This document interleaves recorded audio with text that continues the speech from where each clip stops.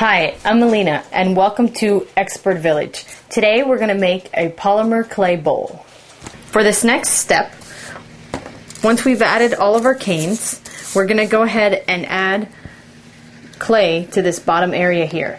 You don't really want a cane all the way down to the bottom because then anything that you put in the bowl is going to come out. So you want the bottom to be just a regular surface. So what we're going to do is we're going to take some color, and you can take some scraps from your canes and you can mix it in.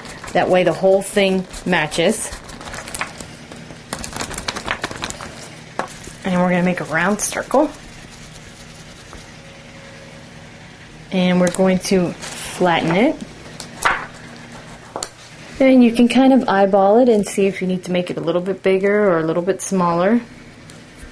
And then we're going to attach it to our bowl. And remember, you're using the foil covered round piece at the bottom.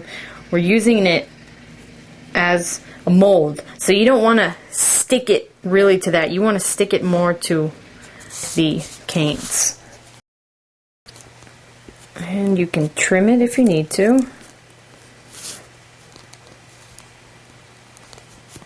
And then what we're going to do, just so it doesn't look sloppy, is we're going to take a roll of clay, and for this we're going to go ahead and use a contrasting color just to make it interesting.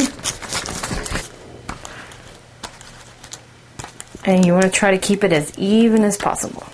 Now I'm going to make some marks, because whenever you stick you want to make some marks and apply glue if you have it. You're going to put down your piece, and you're going to mold it around the edge where the cane meets this bottom piece. And you're going to go ahead and go around it twice.